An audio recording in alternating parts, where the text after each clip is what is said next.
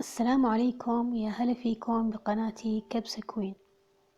وصفة اليوم 2 في 1، يعني وصفتين في فيديو واحد.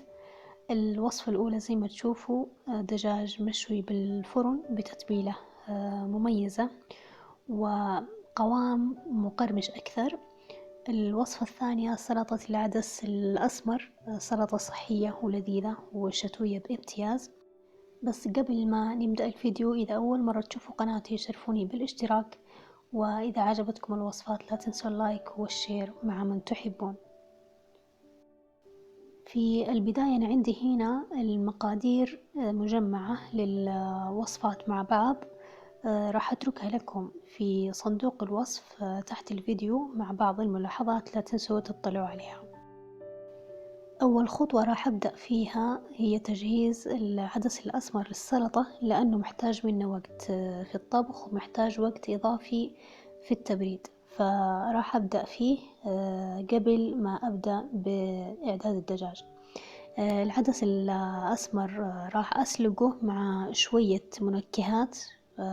أنا عندي هنا في المنكهات بهارات صحيحة، وعندي مكعب ماجي، ممكن تستخدموا مرق الدجاج العادي. راح أحط العدس بعد ما غسلته وصفيته من الماء في قدر مع المنكهات ومرقة الدجاج، وأضيف له الماء المغلي حتى يغطيه تماما. يعني أنا عندي هنا كوب واحد عدس أضفت له تقريبا 5 أكواب من الماء المغلي. راح أحرك لحد ما يذوب مكعب مرقة الدجاج، وأرفع القدر على نار متوسطة لمدة 30 إلى 35 دقيقة. الخطوة الثانية هي تجهيز الدجاج. أنا عندي هنا نصف دجاجة بوزن 900 جرام، أخذت منها النصف لأنه الكمية لشخصين فقط. راح أقطعها من المنتصف ويكون الصدر لوحده والفخذ لوحده. بعد كده راح أحطهم في كيس بلاستيكي متين شويتين، وباستخدام مطرقة اللحم راح أخبط عليهم لحد ما ينفردوا معايا ويصيروا بشكل مسطح. مهم جدا إنه أثناء استخدام مطرقة اللحم نركز على المفاصل لحد ما تنفرد معانا، وإذا كانت قطع الدجاج وزنها كبير نقلبها على الوجه الثاني ونكرر نفس التكنيك. بس لو كان وزنها صغير يعني 700 أو 800 جرام يكفي من جهة واحدة فقط. وهذه هي قطع الدجاج معانا. لو بتلاحظوا إنها صارت مفرودة ومسطحة أكثر. هذا التكنيك بيساعد في إنه قطع الدجاج تستوي بشكل أسرع وتكون مقرمشة أكثر، وممكن تستخدمه حتى مع اللحوم. أنا هنا نشفتها بمنديل مطبخ من أي رطوبة زايدة.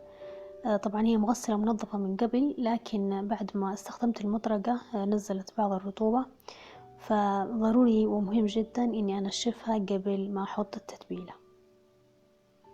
مكونات التتبيلة عندي 4 أنواع من البهارات مع الملح، راح أتركها لكم في صندوق الوصف مع بقية المقادير. وقبل ما أضيفهم للدجاج مهم جدا إني أخلطهم مع بعض بشكل جيد. بعدها راح أخذ كمية من خليط الملح والبهارات وأرشهم على قطع الدجاج، وأحتفظ بالباقي على جنب، وأضيف على كل قطعة تقريبا ملعقة واحدة زيت زيتون.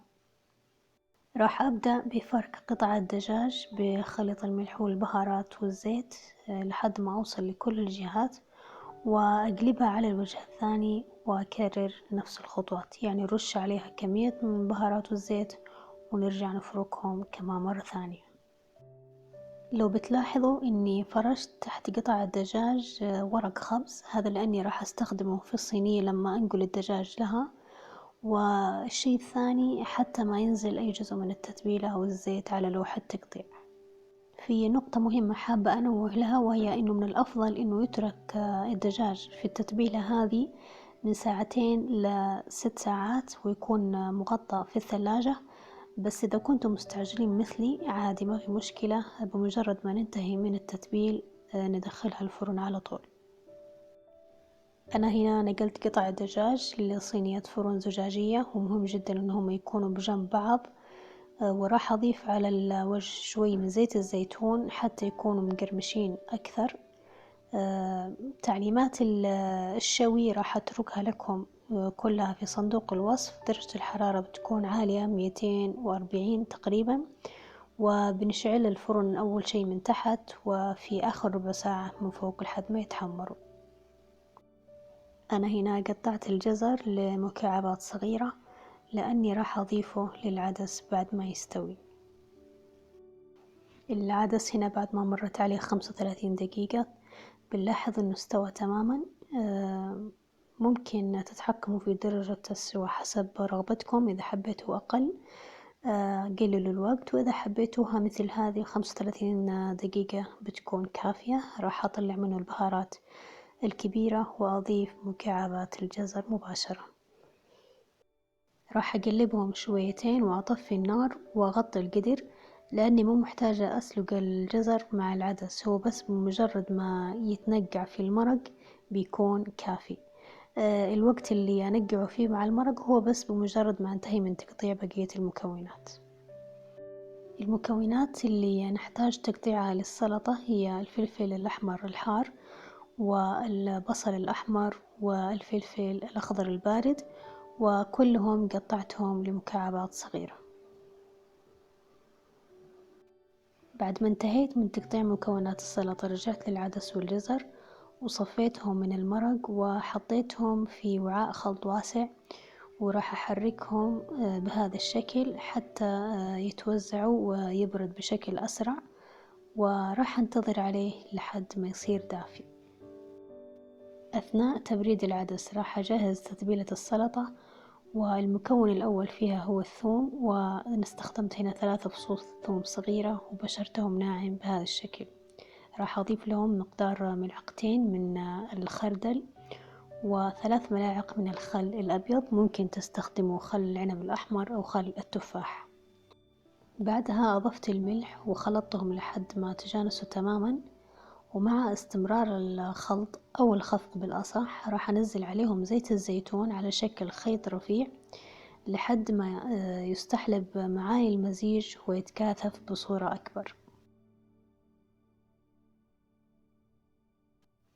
أنا هنا رجعت للعدس بعد ما برد أو صار دافي بالأصح، وأضفت عليه الخضار اللي قطعناها، ومباشرة راح أضيف عليهم تتبيلة الخردل، وراح أقلب كل المكونات لحد ما تختلط بشكل جيد.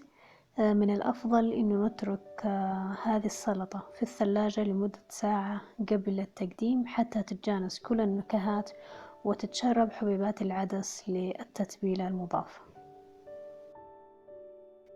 وهنا قطع الدجاج بعد ما طلعتها من الفرن مباشرة مستوية تماما ومحمرة ومقرمشة وجاهزة للتقديم. وهنا كمان سلطة العدس الأسمر بعد ما مرت عليها نصف ساعة تقريبا في التتبيلة صارت معايا جاهزة للتقديم أيضا. أنا غرفتها هنا في الصحن وزينتها بشرايح الخيار وورد الطماطم، وحطيت فوقها قطع الدجاج المشوية. ممكن تقدموا هذه الوصفة في صحون فردية حسب رغبتكم. بصراحة هذه الوصفة تعتبر بالنسبة لي من الوصفات الممتازة، شتوية وصحية بالدرجة الأولى، وفيها كسر للروتين عن وجباتنا اليومية. بكذا نكون وصلنا لنهاية الفيديو لليوم. راح أترككم مع اللقطات النهائية لمرحلة التذوق، وأتمنى تكون وصفة اليوم أعجبتكم ونالت على استحسانكم، وجربوها ومتأكدة راح تعجبكم، وأشوفكم إن شاء الله في الفيديو القادم.